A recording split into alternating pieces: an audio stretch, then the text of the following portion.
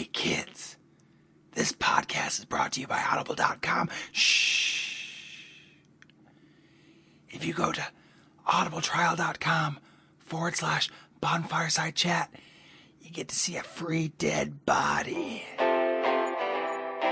Some of our landings were desperate adventures. We are now prepared to meet the inevitable counterattacks with power and with confidence.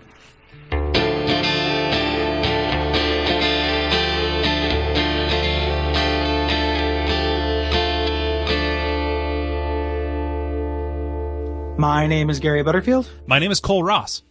I'm John Wolff. And you're listening to Bonfireside Chat. It is an undead favorite. And this week we are talking about World 2-1, the introduction to Stonefang Tunnel. Just that one right there. So thank you so much for joining us, John. You will recognize his voice from the Dark Souls episode where he joined us. So thank you for coming back. No problem. Yeah. We talked about New Londo, right? Yeah. It was the DLC content. Oh, you're right. Yeah. Shit. Yeah. So he was on. He was shit, dog. He was on recently. But we definitely wanted to have him back for season 2. John, again reiterating, old friend of mine, big evangelist regarding the Souls games, and contributor to Dead of Valhalla. Is that correct? Mm-hmm. Yep. And the DinoCast. Oh, yes. That beforehand. And I don't think we've ever been in a band together, but we were in bands in the same room, separate bands. Yes, many times we were in bands in the same room. Band adjacent. Yes, we were. Yes. So like I said, we're talking about 2-1. Previously, in the last episode, we toppled the Tower Knight while evading Dragonfire on that bridge, but found ourselves thwarted by a mysterious and impenetrable fog wall. Following the universal law of numerical order, we have set our sights on World 2-1 to plumb the depths of Stonefang Tunnel. Again, not necessarily the way that we recommend you play the game. Nope. But the way that we're going to do it. And this is one of the last, you can play the game in the order that we're going to. That's kind of what I'm doing for this playthrough, just because I want to refresh my memory in that order. Yeah. But it's not necessarily the optimal way. Yeah, I find myself, I want to try and follow our play order, but there are certain things that if you know to go get them, even at a low level doing a suicide run, you can greatly increase your chances of success here. There's one thing. One particular thing that I texted you about. Yeah.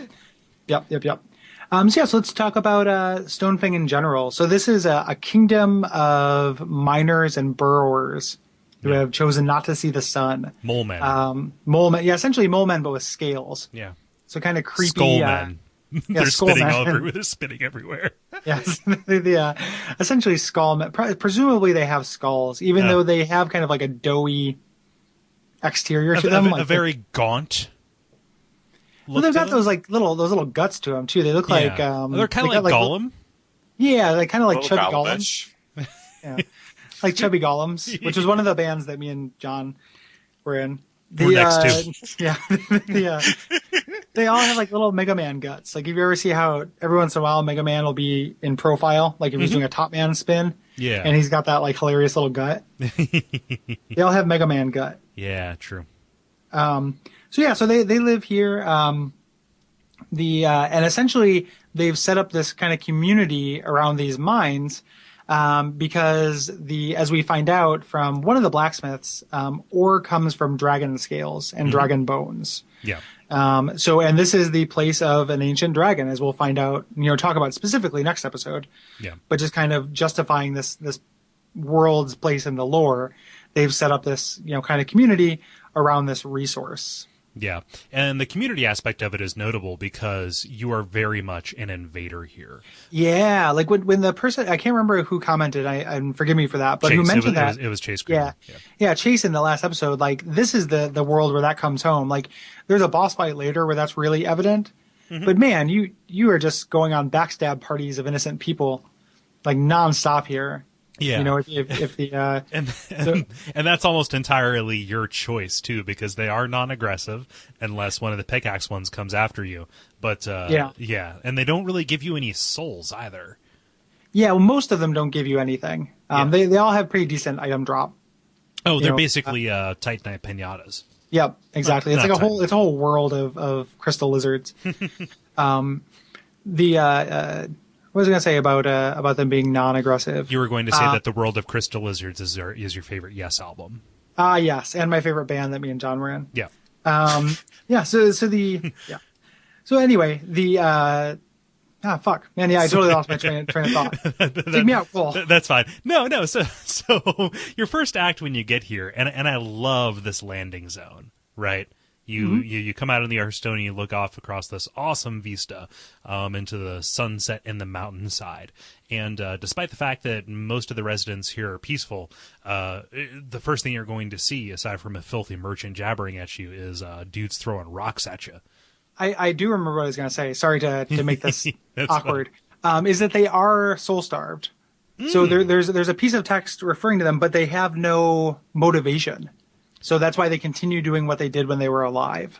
Oh, okay. Yeah, so they're kind of like acting as automata. And I don't have a citation for that. I know I read it in like the scant lore that is available about this place, but they are soul-starved, which would explain why the fat officials are here, since those are, agents of the Boltarian court and are confirmed demons. Yes. So you get the whole, like, the way that they kind of operate as foremen, you get the idea that this world is kind of converted to, like, gathering resources. To power the Boltarian military machine. Yeah, whatever is going to come of that. So this is some stretching, but we have to stretch to connect the dots here. Yeah. To make it work. I think it's a pretty safe assumption that, it's a mine. That's what mines are for, is gathering resources, right? Yeah. Yep. Yeah, no, definitely, and just really all the only twist to it is that their whole kind of little industrial society has been co-opted because of the soul starvedness, and there's a bit of like a Lovecraftian Tolkien-esque notion of unearthing an ancient evil here. And that's probably what led to them being soul-starved, was, they tripped across the ancient dragon, and, that's how the demons got a foothold here. But I always got the idea that the dragon was in place before the demons, mostly because of, like, the structure around which he's built, is built around him. Mm-hmm. Like, I feel like all the bosses in this area are independent of the fog. Like, they were here, and some of that is definitely true. So that's definitely true of the Flame Lurker. It talks about how he's ancient. Mm-hmm. And the fog is a relatively recent, development. The only thing that I would say about that is, because this is cyclical, they could be demons from a prior age. They could be. Like, and they do release demon souls, but I think of them as just, they're unrelated demons. Like, I always thought of them setting up kind of worship around the dragon god because he is a source of this ore. Mm-hmm. Like they worship him as some kind of confused crosswire. Like, this is the source of our livelihoods. The dragons must be crazy. Yeah, exactly. Or like almost like a fertility, symbol for them. Like this is a symbol of wealth and prosperity, because this is the kind that gives us what we trade to the Tower of Latria in exchange for maniac slaves. I guess. Tower of Latria, primary import. Yeah, import exports. Yeah. Primary export maniacs. Yeah. Thank God we don't do sketches for this show, because we would have already taken that import export idea and ran it into the ground last season. Yeah. But in that landing zone, in addition to it being very pretty, one of the first, you see a crystal lizard for the first time, and it's the first one that's directly in front of you, in the game that you can't miss. And also signals that that's going to be a running theme for this world. Yeah, the filthy man talks to you about it too. If just seeing that wasn't enough, like, that's a weird thing. So he kind of draws attention to the fact that they have nests that they run back to in his dialogue. Mm-hmm. And boy, do they! Yep. So you continue down that pathway and you run into those boulders that we briefly alluded to. Mm-hmm. Yeah, and then you get in there, and so this kind of plays out a little bit like a Prince of Persia level. For some reason, to like to my sensibility, in that there's a lot of doubling back. There's a lot of vertical traversal, actually a lot more than I remember from my first playthrough, and that's kind of underscored by how many elevators that you have to activate throughout the course of this level. Yeah, there are a lot of like kind of levers you need to switch, and you can only say that about this first part. 2-2 is much more organic. Yeah. But this is real gamey. Like even down those guys throwing the boulders, who are just throwing boulders forever and nothing. Like, I'm just going to keep swinging my fist, and if you walk into them, well, you know. Well, there's okay, so they only throw them when you approach, and there is a fat official there who presumably is using his riding crop to spur them into throwing at you. Yeah, that's probably true, but you can stand in the middle of the bridge and they just keep throwing them. Well, yeah, because they think like they can that, hit you. Yeah. I think they adjust if you cross the bridge though, then they'll aim at you still. They're not totally stupid. It's just that there's really no reason to cross the bridge and then stand on the other side of the bridge right in front of them. Yeah, Just hang unless out. you're taunting them. Yeah. Or just looking at that dead horse. Like Yeah. the few reused art, like that dead horse gets dragged around. There's a couple of them inside too. Yeah. Why are horses so funny? Yeah, I don't know. I can't answer that for you. Okay. Mr. Owl. When you go in, you're introduced to these miners, who we kind of previously mentioned are not often aggressive, with a couple of exceptions. Like the ones with pickaxes, will attempt to kill you with a pickaxe. And then also the ones that hold bags will attempt to kill you with their bags of ore. And those guys give you ridiculous drops. They don't respawn, but you'll get 10, 12 ore from them. Yeah, a list that actually breaks the scrolling, which is a little bit jarring. Yeah, this whole level is a piñata. This whole world is just like, here's upgrade stuff for if you're not doing magic upgrades. Yeah. This is where it's at. And, this actually reminded me of a life hack. If you're scared about intruders, just sleep with a sock full of quarters next to your bed. Yeah, exactly. And then if anybody kills you for it, they get a bunch of quarters. Yeah. No, I don't want any, this world lives on incentive, Gary. We're not communists. Yeah, make them work for it. But yeah, they hit relatively hard for what they are, and because of their numbers, if you accidentally aggro a bunch of them, you're in a world of shit because they are incredibly resistant to damage. And that's something that actually I like. One of my big complaints about this world is that it feels like such a huge wall after Boletaria, where attacks would do a reasonable amount of damage, and like that jump in how many hits it takes with a normal weapon to kill these guys kind of feels like the kind of easier way out of making something more difficult, which is either increase HP or make your hits do less damage. There's a secret to being successful with regular attacks in this, but it requires you to go to a world that you probably wouldn't otherwise go to. Maybe that's what they're signaling you to do. Oh, definitely, yeah. Your first instinct is to go in orders, yeah. but they're telling you don't need to visit these levels in order. Yeah. So this the fact that they're so resistant could be a signal that this is nonlinear. Yeah, and it can also teach you that different enemies are resistant to different things. I just have never noticed it so badly as here. Yeah, I feel like they were trying to teach you to use the different types of regular damage, because everything is really weak to pierce damage.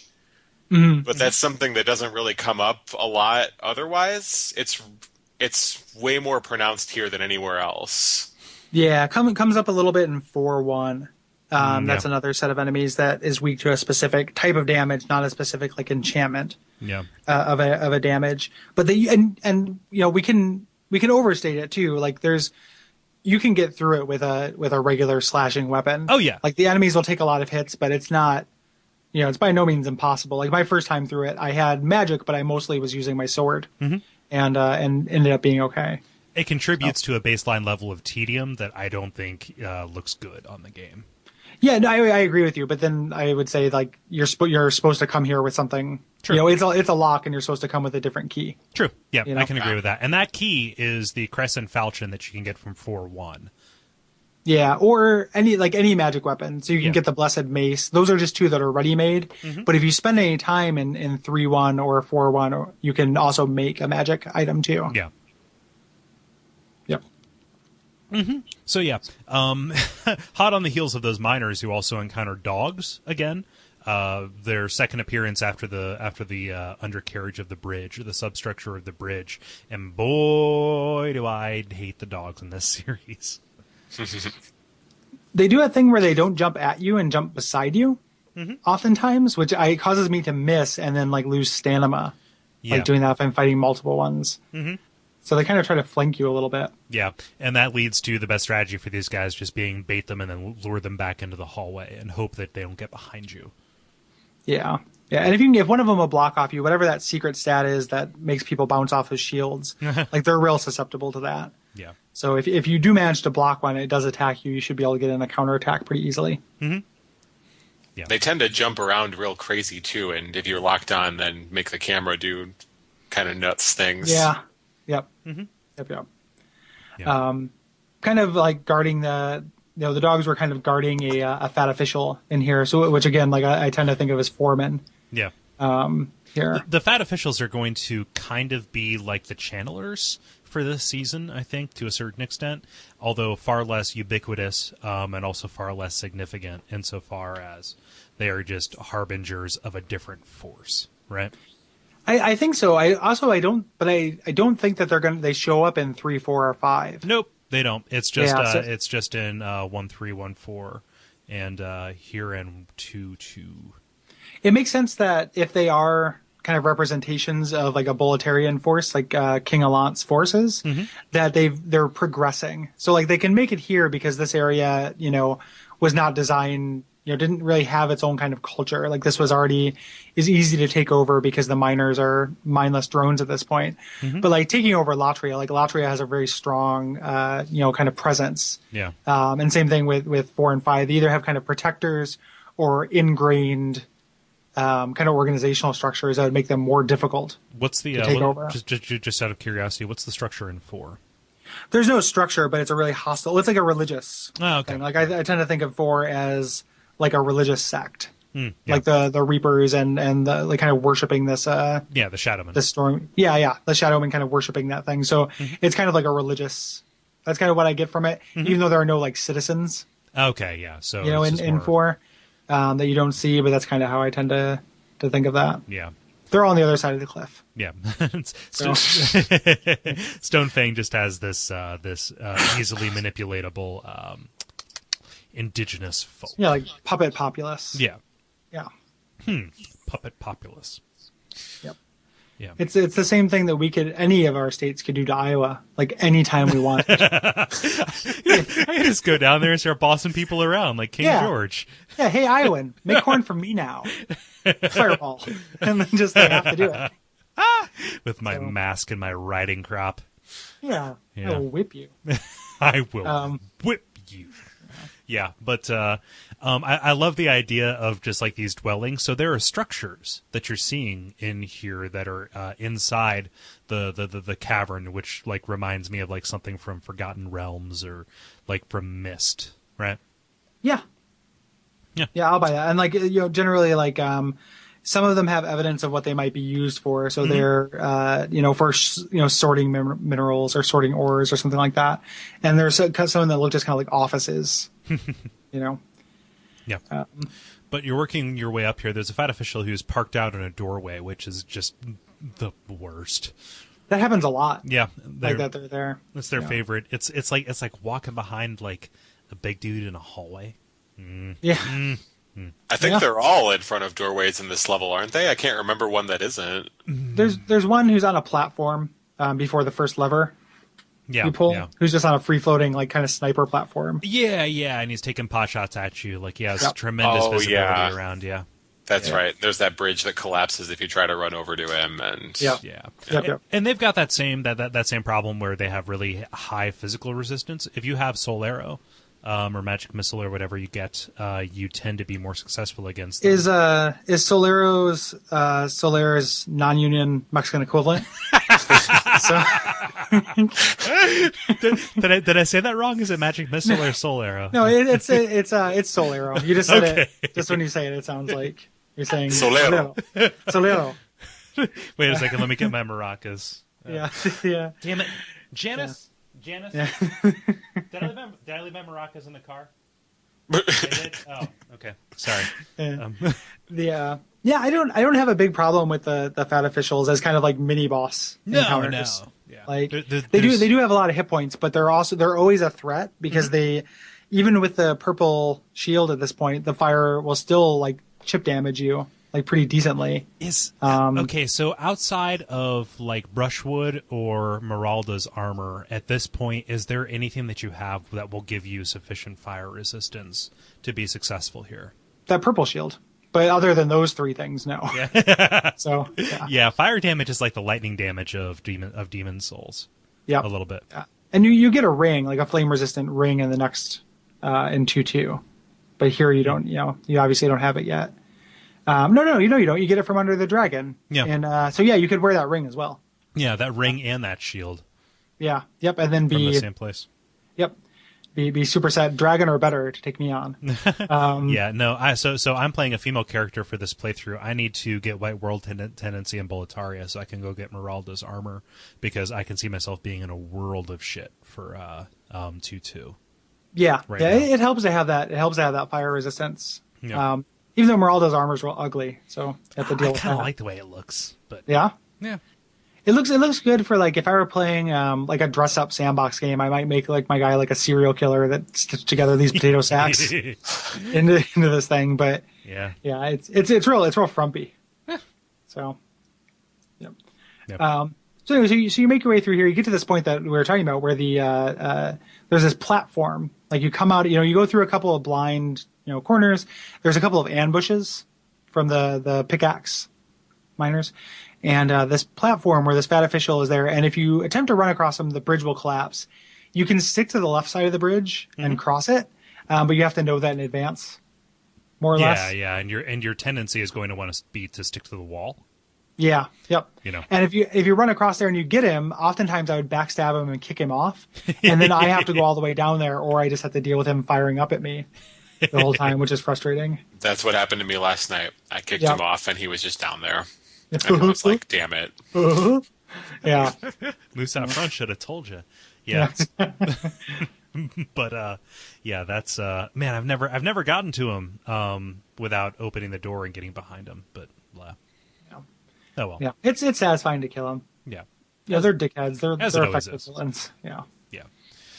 Yeah, but you're working your way up. I found myself at least 3 or 4 times falling back down to the bottom of this, just as I followed a path around the side. There are like 2 or 3 levels that you can try and work your way around on up here, which contributes to me calling this like a Sands of Time level. But yeah, it's also it's a confusing, like the layout. This is dark and it's you're doubling back. It's like the most like. Not like shortcut is the wrong word, but like go find a lever to proceed. Yeah. Kind of thing. It's a very gamey level. Mm-hmm. For this. The darkness, I think, contributes to making it feel larger than it is. Yeah. Especially if you don't have it internalized like your childhood house or whatever, like I have with Sens or something. Right. And so weird in comparison to the next level, which we'll talk about in 2 weeks, which is so huge and so organic. Mm-hmm. Yeah. So definitely an aberration in the game. Mm-hmm. So you find your way beyond this kind of open chamber area, and you get into the foundry. Before you do that, you have to one noteworthy thing about that lever that you had to pull is that something that they do in Demon Souls and they don't do in Dark Souls is there are developer phantoms. So there's a phantom that's set there to pull that lever over and over to show you that you're supposed to do it. And that's not another person. Yeah, because the levers kind of look like wall textures to a certain extent here because of the limited palette. Yep, and so there's sometimes you'll see a phantom and it's another player. Sometimes it is just the game, the developers put in these phantoms as kind of hints. Mm-hmm. So it's just an interesting thing that there are probably some, non-intuitive parts of Dark Souls that might have benefited from something like that. Even though the phantoms in this game are much more visually striking and easy to see. Yeah, you can spot them from across the map almost. Yeah. If they spawn. Yeah. Yeah. I'm kind of bummed that they need to do that because I see that as like a design inelegance that otherwise could be avoided. And I almost like I'm inclined to forgive them where in other games I would not be inclined. But it doesn't seem like my affection. Yeah, it doesn't seem like a big deal to me. Like, I mean, the alternative to me seems like it would have been making the lever stand out better visually. And I think they are going for like a real kind of grimy, dark. Like I would almost think that like the visual cues I could see them taking for the lever, making it stand out would almost feel too out of place. Yeah. And you get the impression that like everything here is covered with soot and minor sweat. Yeah. You know? So I'll disclaim this. I know not everybody can be Valve, but they probably could have taken a cue from Valve. Insofar as like using. You want a headlight pointing at it? Like there's just be a crashed car. Yeah. Like the way the Valve, like that's how you know where to go in Valve games. The car is crashed that was going the way you need to go. Yeah. I just or just in general, like a dominant color that is drawing you there, or just a way of designing the level, headlights aside, in order to manage your line of sight and draw you to things without putting a glowing arrow on them. Like with I feel like the textures in general and the color palette in this level are pretty boring, and I feel like it could have been improved upon, really. Yeah. Just a general kind of touch-up of the way that all of the wall textures are could have really made a lot of difference visually in the whole level and really helped that lever situation out. Yeah. The darkness effect is somewhere between Silent Hill 2 and Tomb of the Giants a little bit. And yes, the restricting the visibility is part of the aesthetic of the level. However, it does when they have to put that in. So when I say I'm bummed out, it's really just bummed out. Like I'm not ready to put them on trial for it, but it kind of seems like something that could be designed around as opposed to band-aided over. Yeah. Well, there's kind of it's interesting though, because like the way if you're going to band-aid something over like that, and who knows, we can second guess their decisions for it. Oh yeah. All and not know any. So it might be something where like it play tested poorly and they didn't have time to redesign the entire. Oh, definitely. There are realities for that. Yeah. But the nice thing about the band-aiding is that it fits in within the world fiction. So like if you didn't know that it was somebody pulling a lever from the developers until I told you that, like it could have just been, oh, I saw another player doing this. So in one way, it's like, yes, you could have designed around it. In another way, if you're going to highlight something like that, it's like the most elegant way of doing it because it's consistent with, how you like it's consistent with the game world. Yeah, it's not Perfect Dark Zero or Dead Space where they put a glowing line on the floor. Right. Or even just like a bright light in the middle. Like, not that you were suggesting that, but like, putting like a headlight right above it or something like that, which would have stood out. Like, this is something that you could reasonably see. In the game, so I see your point. It's also something that I can see the merit of as well. Yeah. So, and that being said, like I do think these levels have a really boring color palette up until kind of the end of 2.2, or the bottom of 2.2, or however you want to put it. Yeah. And I choose to think of it as being, a lot of levels. Actually, all the levels in this game have a very solid, very monotonous color palette. Yeah. There's not one level that has anything more than that, and so it's so ubiquitous that I choose to it has to be intentional. Yeah, it is a very deliberate choice. Which the same way last episode with Jason we were talking about, it's just like different shades of gray. Like here's reddish gray in this level, and then the level after this it'll be kind of greenish gray, and then bluish gray and greenish or brownish gray. Yeah, I feel like it has to be something they were going for. And I definitely respect that choice. However, I do appreciate that in Dark Souls there is a broader range of pervading color palettes. So do I. Like, I think that's just one of those differences between these games. Like, this is one, the areas are a little bit more homogenous. Which lends to this being a scarier game, not so much here, but like especially in Latria. The bottom of Latria and parts of 4 too. Yeah, like are actually are much more frightening. And this level can even be more unnerving, or even like in 2.2, like, and that's getting a little bit ahead of ourselves, but getting lost in those tunnels can be really panic inducing in a way that Dark Souls wouldn't have gotten away, like wouldn't have done. Right. Like I can count on one finger, the times I've been lost in Dark Souls, but here in Demon Souls, I feel like it's contributing to this sense of oppression, like it or whatever. Like, it's definitely something I think they wanted. Like, they wanted this all to look the same. They wanted you to get turned back on yourselves. Whether that makes it for a better experience or not, I think is really arguable. But it's consistent enough that I think that's the point. Yeah. It's not laziness, and it's not lack of dedication, or it's not through. I don't know what the opposite of meticulousness is. It's sloppiness. Yeah, it's not a sloppy choice. It's not lazy. Yeah. But yeah, does that happen anywhere else in the game where the spirit tips you off? Because I recall reading that in a wiki, but it definitely does. But I can't remember where else. Yeah. But we'll probably come upon them because now that I know what to look for, like I feel like I'll probably see it. If I see the same thing over and over, Yeah. I'll know that it is, and I'll point it out when we run up into them. But I can't remember now. Yeah. But you hit that lever and you open up the door into the foundry area, which introduces some of the creepiest sounding enemies in the game for me. The fire lizards, or what were they, the salamanders? Something like that. Yeah, I would call them salamanders. Yeah, the salamanders, real gross and creepy. They just kind of cling to the walls like locusts or something, or like lizards, which is what they actually are. Cicadas, I meant, not locusts. Yeah. But yeah, you see them every once in a while. They're kind of laid out like traps at a certain point in this level. But this introduces this as the lava level in Demon Souls. Yeah, I like the way that the lizards fly off the wall and kind of flip flop on the ground. Yeah. Like that's real creepy and kind of derpy. Yeah, you know, yeah. like they're just threatening by their presence. Like if you touch them, it hurts. Yeah. You know, and also it's very hard to hit them if you target them. Like your swing isn't guaranteed to go, so you have to know if you have to use your various attacks to get them. You know, overhand strikes. Yeah, They are pretty derpy. yeah.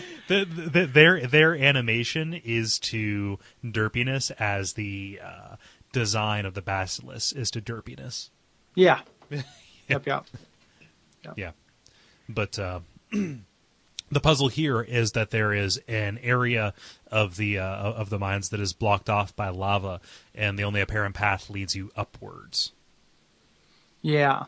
So you can't go that way. You have to continue kind of going through this again, like a big kind of switchback, full area, in order to ultimately, like what you're going for is extinguishing this lava. On your way up there, there's a nice trap where there are a group of miners, like a large number of them, standing in a row with someone behind them throwing barrels. And you can actually, if you explore enough, you can find a way to get around them and go around behind them. There's a hidden pathway hidden behind some boxes and barrels. Oh, wow. That lets you circumvent that. Yeah, I never knew that. I just lured them out, like, as you do. Mm-hmm. Yep. Yeah. But behind that ambush, or behind that trap, is the shortcut that takes you halfway through the level. Yeah. Yeah. Yep. Which is better than nothing. And unlocks Ed. Ah, true. Yeah, you're right. Yeah. Yep. So we should probably talk about Ed a little bit. There's not to the blacksmiths, like they are just blacksmiths in this game. There's not too much to them. But Ed is kind of the more professional version of the two, I guess. Like he's higher end. He didn't get trapped in the Nexus, for one.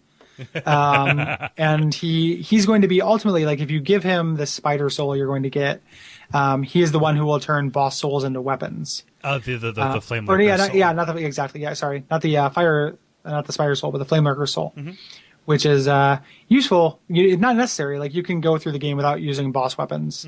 But if you want to make boss weapons as opposed to boss spells, this is your man. He eventually turns into Q.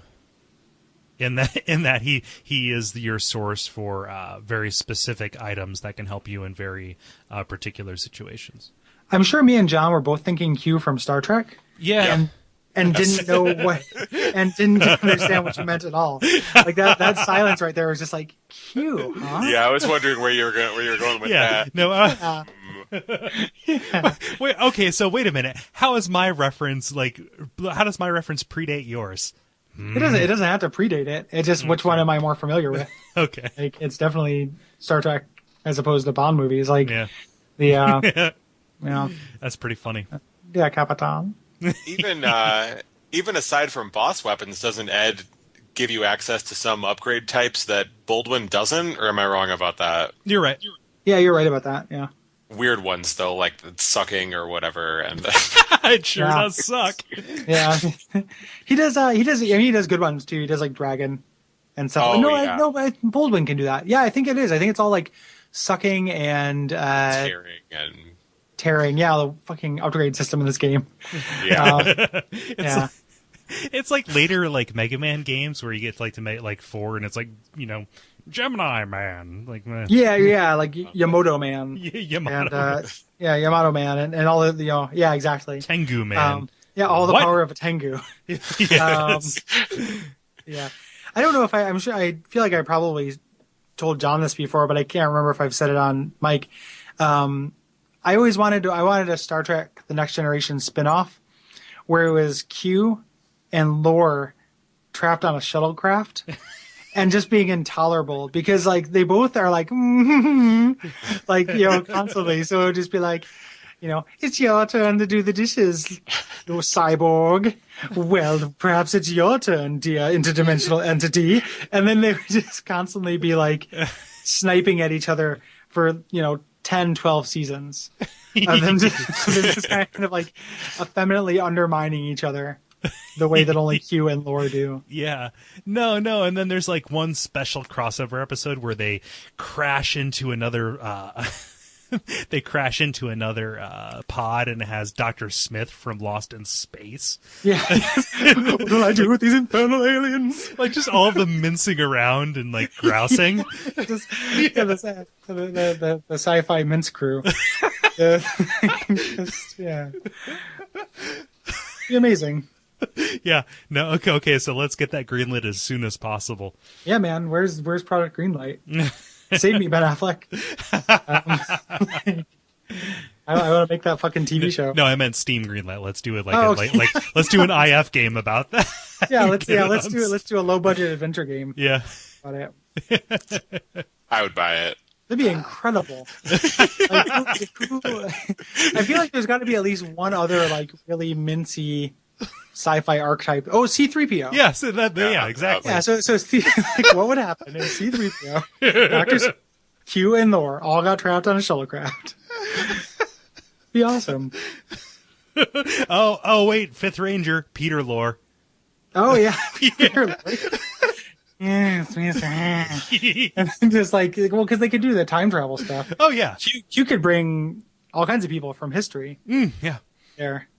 Yeah, this thing has wheels. This is gold. Edit all this out because we need to save this. Yeah, well, let's just, as long as you print out this podcast and mail it to ourselves, no one can use our idea. So,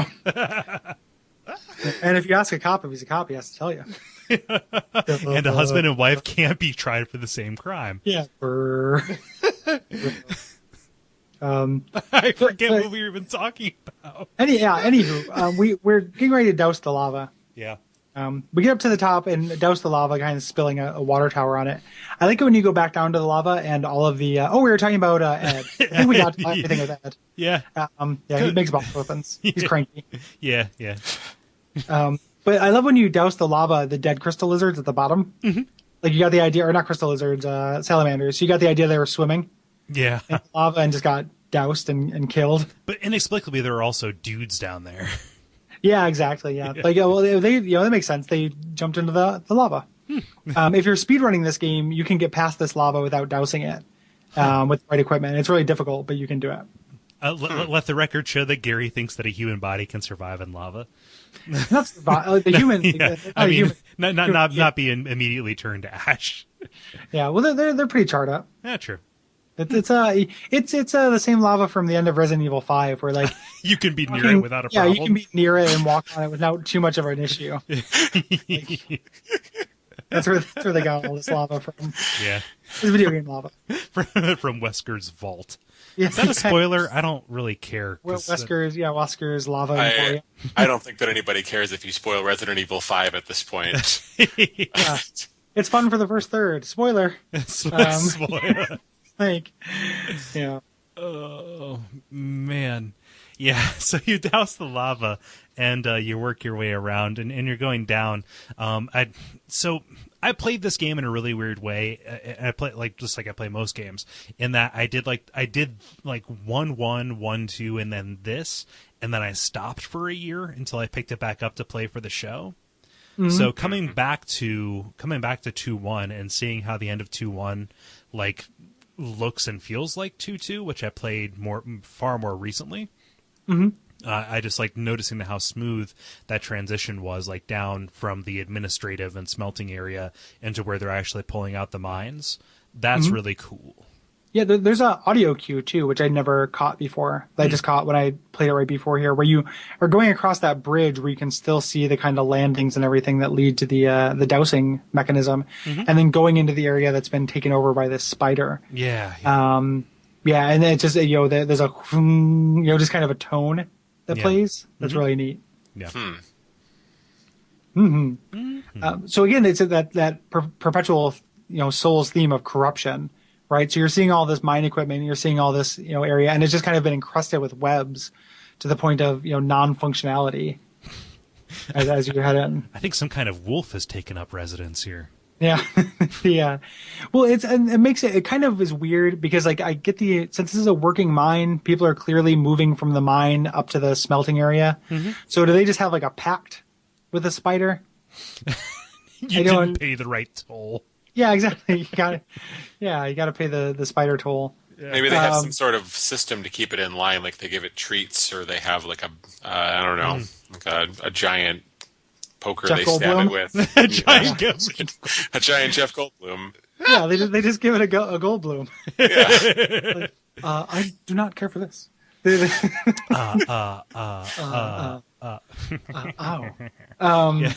You gotta pay the spider toll to get to the Steven's soul. Yeah, you gotta pay the spider toll to get the spider's soul. Yeah. So they have some kind of system worked out where they can go past him. There's also like a fat official guarding a really annoying trap to you. Yeah. Right before you get there. It's like the most like snidely whiplash trap. Those guys are the snidely whiplashes. Like, man, 1 and 3 is just full of just like, yeah, just assholes. Fuck those guys. Yeah. Yeah. I managed to get through this without him triggering the trap this time, though, which was fun.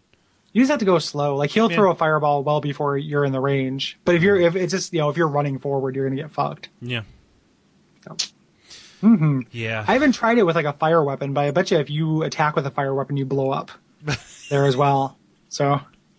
I think I remember using one of the fire spells and figuring out that you can blow that stuff up. So I would assume a fire weapon would do it too. Does it take out the fat official? I don't think so. No. Yeah, that'd be a nice touch, but he's not close enough to any of the barrels. Yeah. Pretty much like it's a Dark Souls or like a Souls game adage. Like whenever you can set off a trap on your own terms, do it. Yeah. As opposed to letting it be set on you. But it's better to set this off before you can get to it. Yeah. Yep. So you're going through this corrupted area. It's full of spider webs. And what is the name for it? Is it sticky ore? Or spider ore. Spider stone. Spider stone. Yeah, there we go. Like you're finding tons of spider stone, which is the upgrade material that can only be used for bows to make them sticky bows. That's what I was thinking of. What does sticky do for a bow? Like better range and damage. Okay. But not. I mean, I don't know why it's called sticky. If that was your question. I don't know. All that I can think of is for the drawstring. It like makes it more spidery. Yeah. Yeah, that would make sense. It's weird that there are upgrade materials that can only be used on certain weapons in this game. Yeah. I like that. I just didn't know it until you said that right now. Yeah. And because you use the lava bow because you're playing Demon Souls. And that's a real winning move. Yeah. Yeah. But yeah, so you're heading in this corrupted area. You go down one last elevator, and then we get to the boss of this area, the armor spider.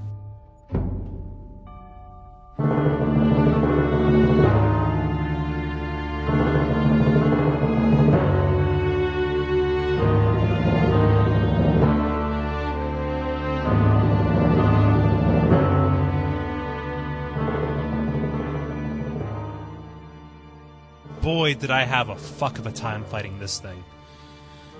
He's interesting because it depends on, like, if you are able to do ranged combat, like he's a breeze. Yeah. Like with my first character, my Royal with magic missile, he is nothing. Yeah, same here. He is a total pushover. Melee combat is a lot tougher. Mm-hmm. Like even with the Crescent Falchion this time, just walking face first into a murder machine, and God help you, that run is just awful. Yeah, we should talk about his arena because that plays something that I've been thinking about a lot in this, we talked about it a little bit last time with the Tower Knight, but I feel like there's a greater emphasis placed on the arenas that of the bosses in Demon Souls versus Dark Souls, and how those play in. And you see it, some levels it's relatively generic, but you see it in some other levels as being much more important. Yeah. And this arena is definitely built up to the boss's strengths. Yeah. Definitely. Somebody in one of the responses, either on Facebook or that we're going to read here, we read the Facebook responses here. What am I saying? But somebody said that it reminded them of Capra Demon, actually, insofar as the arena is more of a danger to you than the boss itself. Mm-hmm. Yeah, I can see it. It's very narrow as well, just like Capra Demon's arena. Mm-hmm. Yep. Yeah. And so it's a tunnel that you start out at one end, you see the spider down at the end, and you are unlike Capra, like you're completely safe. Yeah. When you start off, kind of playing into what I was talking about last time with like the safe zones that you'll run into in this game. And you have to go down this kind of gauntlet to get to him if you need to damage him with melee. And he has multiple ways to make this difficult for you. Mm-hmm. Most annoyingly, this web that he shoots out. Yeah, he can root you. Yeah. Which makes you can't roll, you walk really slowly until you get hit with fire, like a fireball. Mm-hmm. So if you have like a high fire defense shield at this point, you're kind of sitting pretty because you can be webbed and then just block the fireball and get unwebbed, and it's not too big a deal. Yeah. If you just have like a regular, like a soldier's shield, it's blocking like 70% fire, like you're going to have a real rough time with this. Yeah, and it fires quickly enough, especially if you are in the tunnel and it's triggering its range attack, that you can't heal yourself that effectively. Mm-hmm. You have to run back. He'll also do kind of like a fill the whole tunnel with flame attack that you want to run back for anyway. Mm-hmm.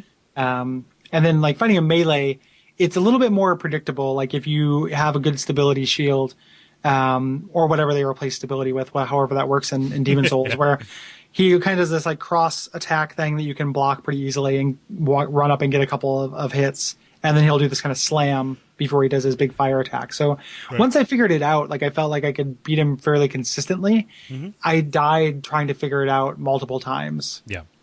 Yeah, this was the first time I think that I've ever done all melee on him, and it took me a little while. I didn't die, but I used a shitload of grass because I was really only intending on playing through 2-1 in this playthrough.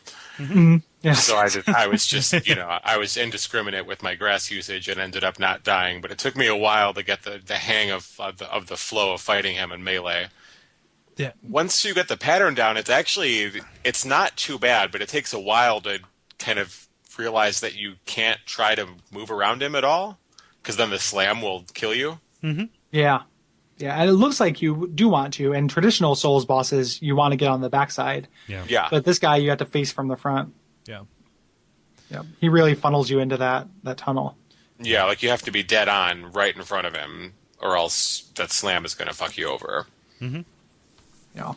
And his design discourages you from getting up there because he's really intimidating looking. Mm-hmm. When you get up there, he fills up your whole screen. He's a fucking spider. Spiders are scary. Yeah. He's been breathing fire. Like before you get up to him, the frequency and tells for him doing that giant fire attack, it feels unpredictable and indefensible. Mm-hmm. And it takes a little while for you to realize, like, I know when this is coming. Right.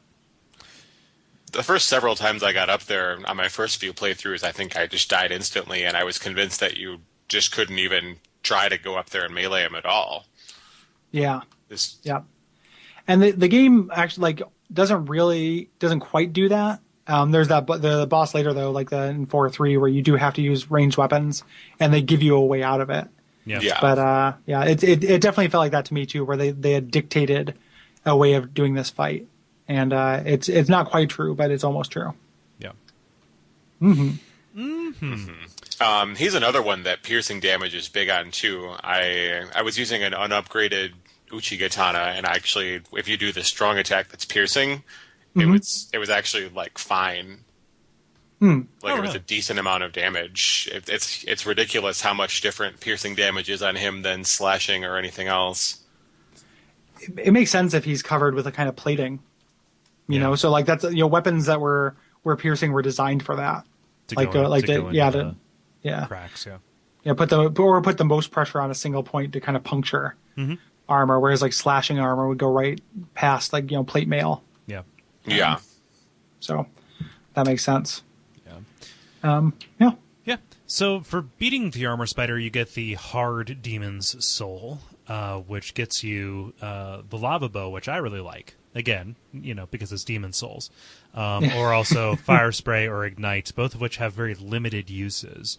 Fire spray, I've seen some like exploits for beating certain bosses with it, just because of the way that it triggers. But the lava bow really, really is like a win button specifically for 5.2. Yeah, the lava bow is going to is just like, it does not require a huge dexterity, Right. Investment the same way. So if you're playing a dex character, you will get better damage out of a sticky longbow.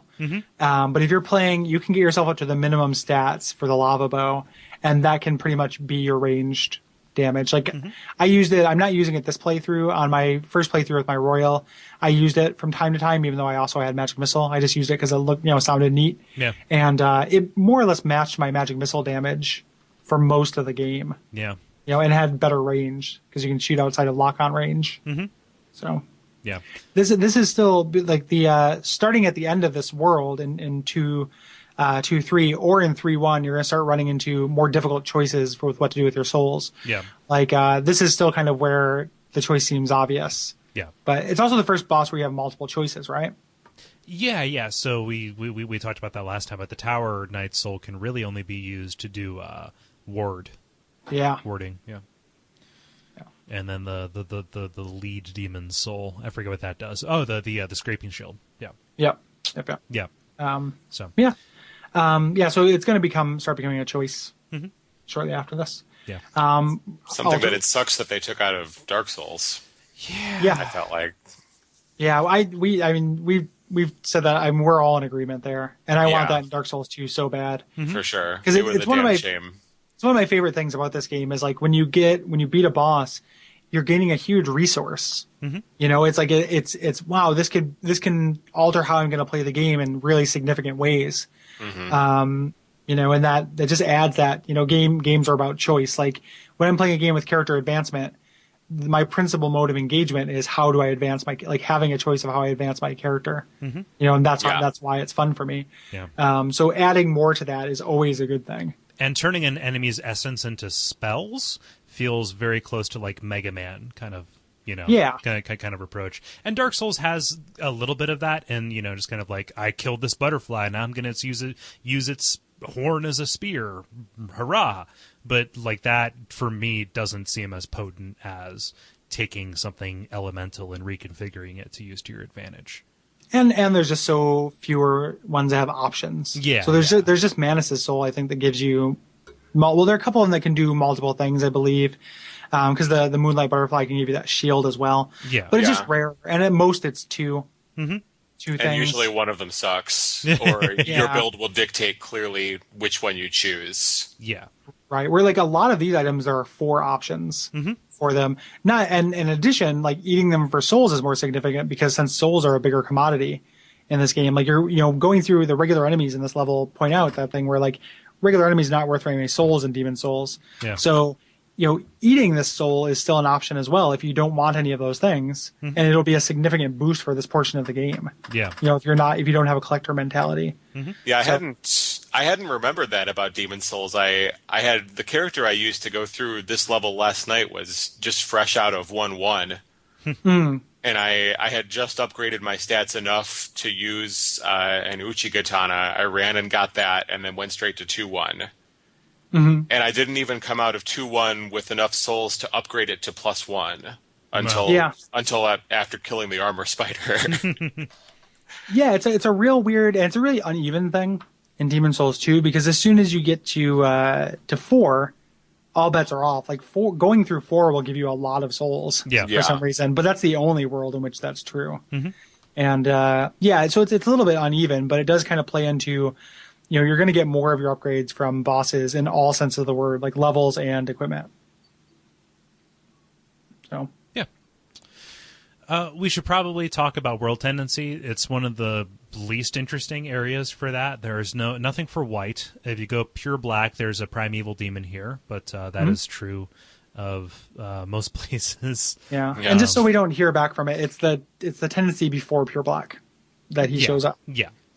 But I know what you meant. I just didn't want to get errata about it. Yeah. So true. That's smart. Yep. And then some black phantom miners. Yeah, which with as narrow as a lot of the places are would actually be really disruptive. I haven't encountered that, but I could see that being very problematic, especially if I wasn't rolling with my crescent. Yep. Yeah. I neglected to do it. Like I've been trying to do all the tendency stuff, but I don't really consider like a couple, black phantom scale miners to be an event. Yeah. So even though it might change the level, I didn't want to go through with that. Yeah, it's not like getting Skirver the Wanderer or whatever. Yeah. Yep. Yeah. So and that's it. That's 2-1. Yeah, real short episode. Sorry to disappoint y'all. Yeah, it's part of the organizational structure of Demon Souls. Yeah. Otherwise, we'd be going through, 2-1 and 2-2, and then we'd start an episode with 2-3, which is ridiculous, and then go into 3-1. Like it would be a nightmare. So this is just kind of how it has to be, I think. Yeah, and also the other, when we talk about 3-1, not only is the level more significant, but there's a whole lot to say about Latria in general. Yeah. So that's going to be a fun set of episodes.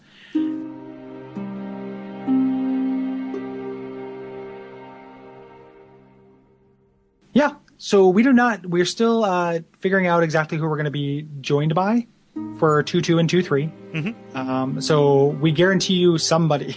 Yes. On that episode. Yeah.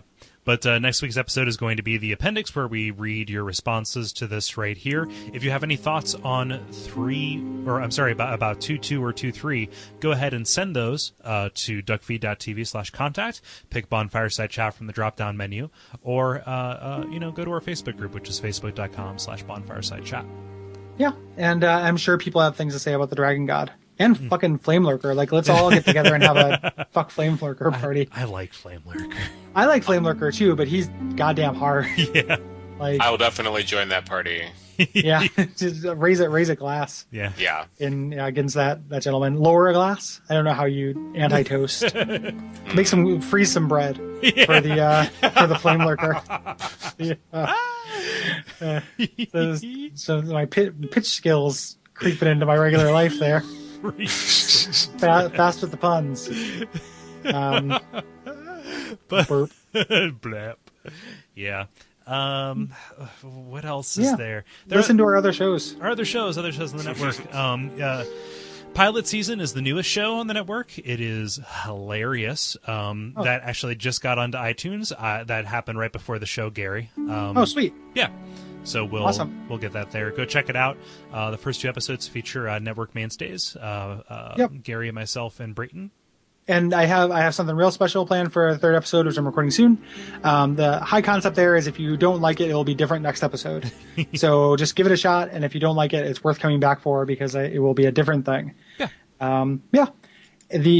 So in addition to that, Kole does a show called Those Damn Ross Kids. It features multiple Ross kids. Yeah. We haven't had a new episode for a while, and that's because of personal life stuff. I assure you, it's not going anywhere. We just took a little bit of a break, so it'll be back here soon. Which is fine. No one's paying us for this shit. We can have real lives. So in addition, though, check out the archives if you haven't checked out the show. Though, if it sounds interesting to you, it is an evergreen show. Yeah. In addition, a little less evergreen but no less delightful is The Level, which is Kole's roundtable video game audio magazine discussion with himself and some friends from college, having a good old-fashioned bro down about games both modern and slightly less modern. Yep. And if you dig the more game-specific format, Gary, myself, and then Zach Johnson from Video Games Hot Dog and Bob Mackey from Retronauts, we just recently did an episode about Gone Home, which I think everybody will enjoy. Yeah, Gone Home, probably my game of the year. It's really hard for me to think of something I like more than that. Gone Home, and also just play Gone Home. Free plug for the Fulbright Company. Yeah, definitely play. I'll Gone second Home. that. Yeah, we should talk about that when we get off mic because I'm glad that you played that. Oh, dude, fuck. Yeah, it's so good. And go into it not knowing very much. So we're talking about listening to this podcast. Play it first. Yeah. Then listen to the podcast. You have to put up a certain amount of I get this much hours of entertainment for this much dollar. Like, don't think of it in those terms. And I would encourage everyone, especially, you know, when you start thinking about the iTunes economy and everything, to stop thinking in those terms in general. Yeah. Like, I feel like that's a harmful, like, you should be able to judge an art on its own, and unique experience should be worth, you know, an investment. Like, at the end of the conclusion that I've come to is, yes, I probably spent 2 hours playing Gone Home. However, I've spent several, you know, times that thinking about it, which brings the, you know, ratio, whatever magical ratio or math you do, up. And the same can apply to, you know, many of the great games that we talk about: Demon Souls, Dark Souls, Spec Ops, any of these awesome things. So in addition, at the end of the day, we're talking about $20. Yeah. So like, who among us is $20 going to really break? Like, if you don't have that in your entertainment budget, that's fine. I don't judge you for that. I don't want to sound like I'm privileged. But if you do have that within your entertainment budget, like, it is receiving a strong recommendation as a unique experience. If you have the means, I highly recommend it. Yeah, exactly.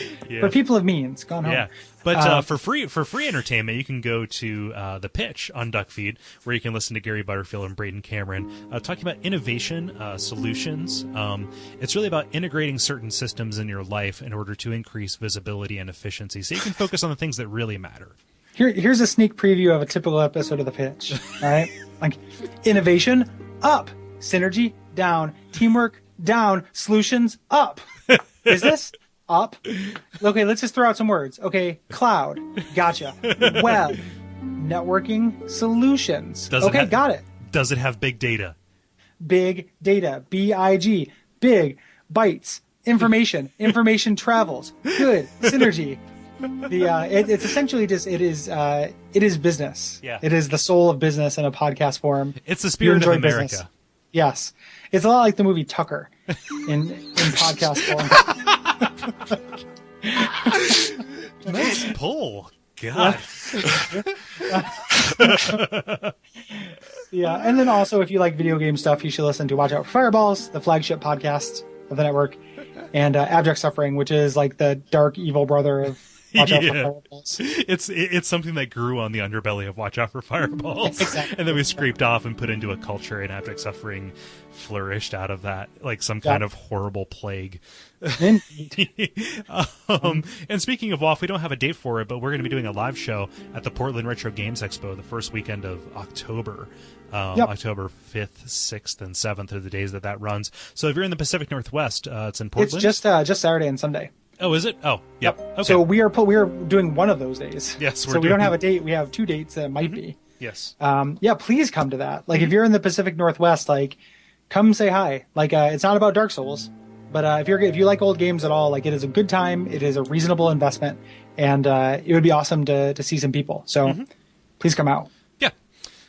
Just by way of administrative details, I would like to thank Craig for sending me a gift, which he absolutely didn't have to do, but he did. A PSP. I just want to be transparent about things that I get. Cool. So, yeah, thanks, Craig. Yes, thank you. Talking about games. I think that's just about it. John, is there anything that you would like to plug? As usual, I don't really have anything in particular to plug. So, you could be friends with me on Facebook or something if you wanted to. you got a funny intermittent Twitter. Yeah, you could follow me on Twitter. My Twitter handle is Lemon Seltzer. I believe there's an underscore in between the lemon and the seltzer. Let's make sure. Yes, lemon underscore seltzer. So yeah, follow me on Twitter. That would be the way to have the most fun with me. Yeah, Twitter is a fun place for expressing micro ideas. And synergy matchmaking. Yeah. Does it work on any device? You betcha. Yeah, exactly. It's almost like Squarespace. This episode is brought to you by Squarespace. Actually, it literally is. Like, oh yeah, I guess it. Yeah, it came to you from a Squarespace website. Yeah. It literally is. Yes, but not in the way that we received any encouragement or money from that company. Yeah. I like that company. We like them in general. Honest recommendation. Yeah. Anything else before we go, boys? Nah, man. Yeah. All right. Well, until next time. If you press on, you can proceed.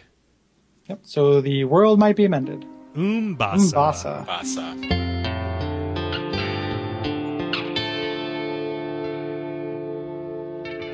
And we all pray that we will have far more soon